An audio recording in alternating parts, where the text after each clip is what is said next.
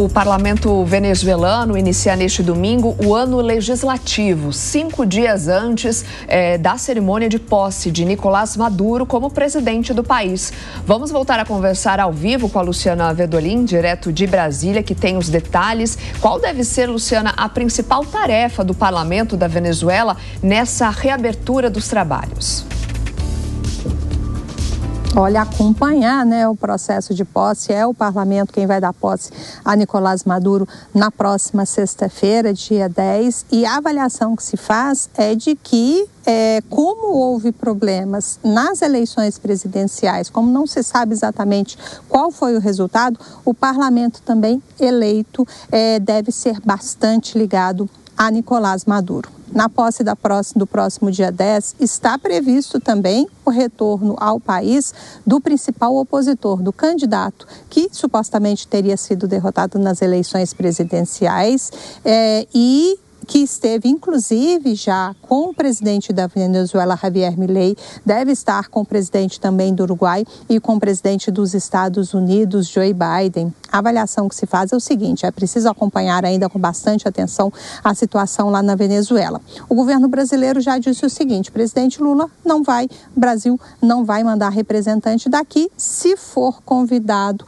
a embaixadora do Brasil lá em Caracas é que vai representar o presidente Lula. Fato é que até agora o governo brasileiro não recebeu um convite formal. Não se sabe exatamente nem se Nicolás Maduro está convidando representantes de outros países para a posse que vai acontecer. É o terceiro mandato consecutivo de Nicolás Maduro à frente do governo da Venezuela, em meio aí a muita polêmica internacional.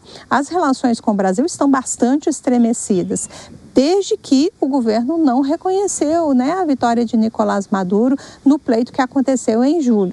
Inicialmente, o Brasil estava cobrando a apresentação das atas de votação, que é aquela ata, inclusive, que é impressa depois de fechamento das urnas eletrônicas aqui no Brasil, que comprovariam ou não a vitória de Nicolás Maduro.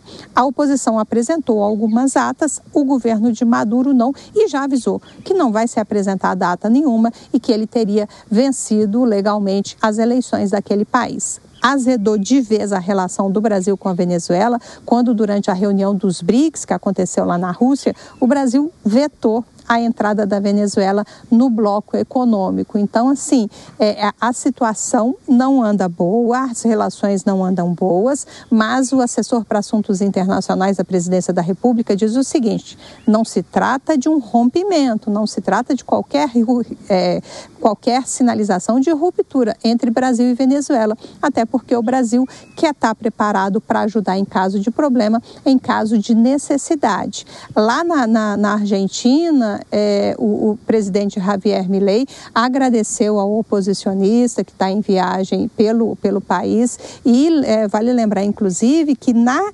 Embaixada da Argentina lá em Caracas estão ainda pessoas oposicionistas, estão abrigados oposicionistas ao governo de Nicolás Maduro, e nesse momento quem está tomando conta da embaixada é o governo brasileiro.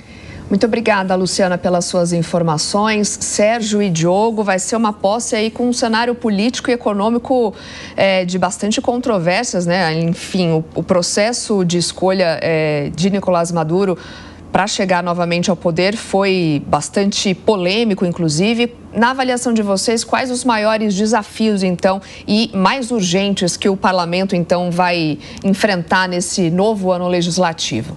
Sérgio. Olha, toda vez que eu falo de Maduro, eu faço questão de deixar claro que estamos falando de um ditador fascista que acaba com os seus opositores. Nessa suposta tentativa de realização de eleições, no país ficou evidente que ele sequer tem condições de conseguir mostrar ao mundo eleições legítimas. O cenário na Venezuela, na véspera da eleição, era de vitória certa da oposição. Aliás, do que sobrou da oposição, pois o fascista ele tem essa característica. Ele vai sumindo, ele vai prendendo, ele vai tornando inelegível os opositores com a alcunha ali de permanecer no poder. O cenário agora, para o dia 10, para essa posse de Maduro, é que vai se concretizar. As eleições no parlamento, elas também, se fraudadas foram para o governo, evidentemente que fraudadas também foram para o parlamento. E provavelmente a base congressista ali será toda de Nicolás Maduro. Cabe ao opositor, ao Edmundo Gonzalez, o apoio dos países vizinhos que têm na Venezuela como um parceiro econômico, principalmente em razão aqui do bloco econômico da América do Sul, do Mercosul. Mas a gente vê apenas a Argentina, talvez agora o Uruguai, sinalizando interesse e disposição em ajudá-los. E vamos ver também qual vai ser o posicionamento de Joe Biden, que um observatório americano deixou clara a vitória nas eleições da oposição. A gente precisa fazer alguma coisa. Toda vez que eu falo desse ditador, eu digo, ou nós, Brasil, que há minutos atrás eu estava elogiando da relevância global que nós temos, nos manifestamos, principalmente na questão de eventual embargo econômico, de ruptura na tratativa econômica, porque quem paga todo esse preço não é o brasileiro. Do Brasil, relação com a Venezuela ou não, a gente consegue sair pela tangente. Quem paga isso é o venezuelano. São mais de 7 milhões de venezuelanos que fugiram do país. Você que está em casa nos assistindo, se você já teve a experiência de ir para outros países vizinhos, eu tenho certeza absoluta que na hora de pegar um veículo por aplicativo, o motorista era venezuelano, na hora que você foi num restaurante, o atendente era venezuelano. É uma situação que é desgastante para o venezuelano e o mundo tem que se mover para acabar com esse absurdo de Nicolás Maduro. O Brasil precisa se posicionar com urgência. Eu não digo cortar relações com a Venezuela, porque países como o Brasil, e quase todos, estabelecem relações com outras ditaduras pelo mundo. Mas encerrar as relações comerciais, isso é muito importante. Especialmente a compra de energia que faz da Venezuela. Primeiro, por uma questão de segurança, porque pode de uma hora para outra ser cortada.